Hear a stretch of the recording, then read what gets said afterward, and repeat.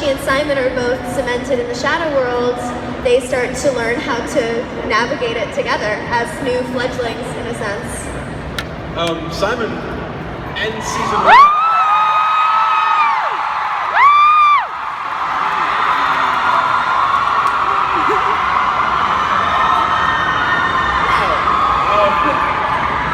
Simon ends season 1 kind of starting over in the sense that he gets kicked out of the vampire clan and has to rediscover what it means to try to lead a normal life, but now as a vampire living in a pseudo-mundane world, kind of bouncing back and forth. He has to deal with kind of trying to become a part of his family again. He tries to find a place within the group of Shadowhunters again. So Simon again has a season of a lot of change and a lot of self-discovery. Woo!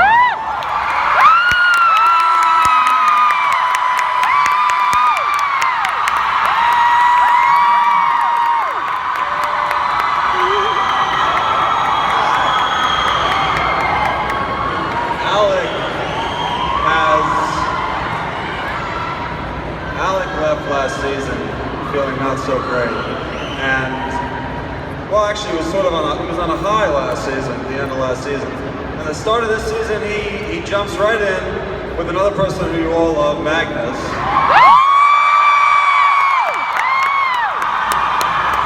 And they hit the ground running. Unfortunately, Alec is missing, you know, his parabatai a little bit. Was missing. He's gone off with Valentine. And Alec has to work through that. So throughout the season, we're going to see Alec and Magnus get closer. And Alec work a bit with Clary. Maybe take something away from Clary. And maybe give some things back.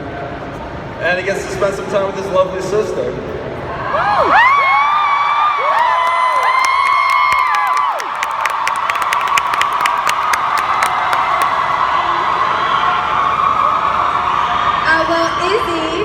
You see her in season 1, strong, confident, powerful. In season 2, we see Isabel being vulnerable, feeling insecure, feeling broken, and she hurts herself physically and emotionally. And that's going to take a toll on her relationship with Clary and with her brother. So, and she might or might not fall in love with the vampire.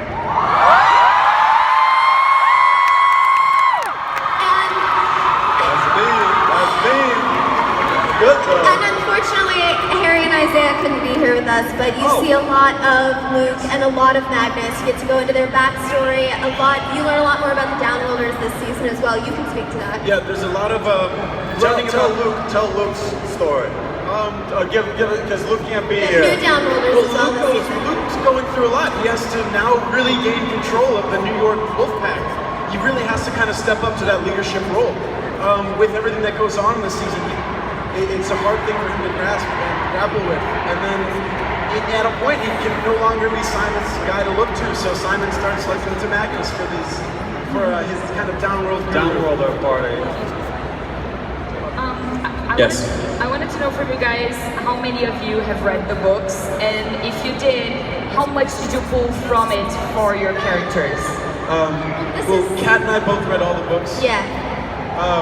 In terms of pulling for our characters, there are a bunch of little nuances. The reason I loved reading the books is because you got to grab little nuances from it for the character, like the music that Simon listens to.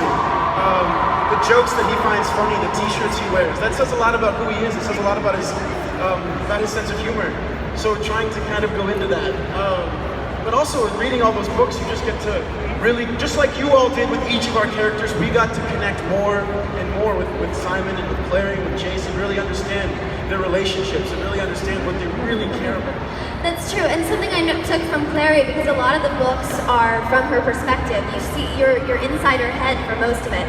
So the things she notices about each character, and the way she thinks about them, the way she feels about them, and just those little details really help inform the relationships and her feelings toward each character. But what I love about the show is that we draw from the books a lot, and we draw the spirit of the books and the spirit of these characters, and yet it's different enough that the show has its own life, and it allows each of us to add our own spin on these characters and our own perspective on this world.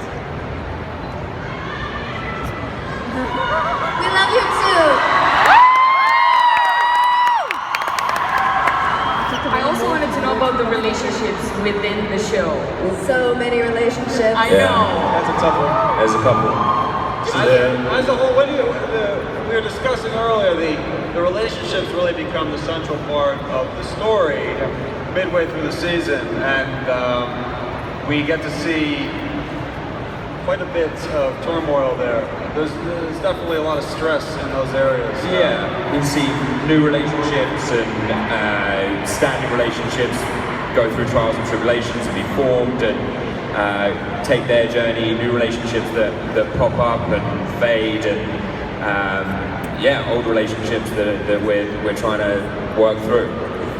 And what's great about it is that now that we know these characters, we all know the relationships, we know this world, we can push the characters beyond their limits, we can test these relationships in every way, and it allows you to see different sides of all of these people. We use the term people very loosely, but all of these characters, if you will. And what about the supernatural? Because it's been a subject of many different shows and movies, but you approach it in a different way. That's exactly it. Let's talk demons. Let's talk Let's demons. talk demons. Let's talk demons. There's a lot of scary demons this season. Yeah, the demons get way scarier this year. Straight out of horror this season. Exactly. There's much more horror influence, and the practical way in which we create the demons is amazing. We have a contortionist playing a demon. We have a partially animatronic demon. And maybe one of us becomes a demon.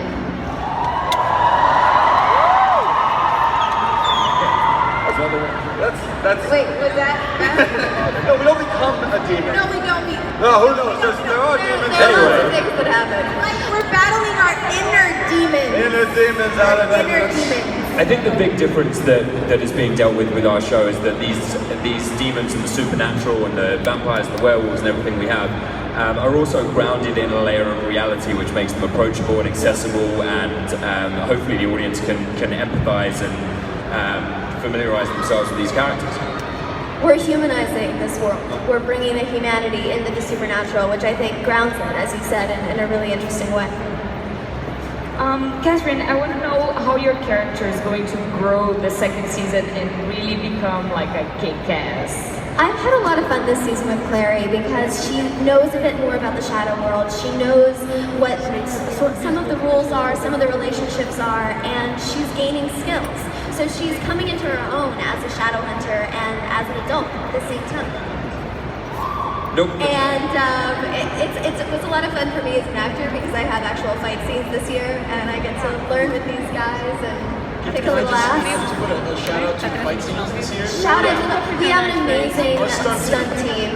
Our stunt team is absolutely incredible. Kendo, little judo, I boxing. learned how to.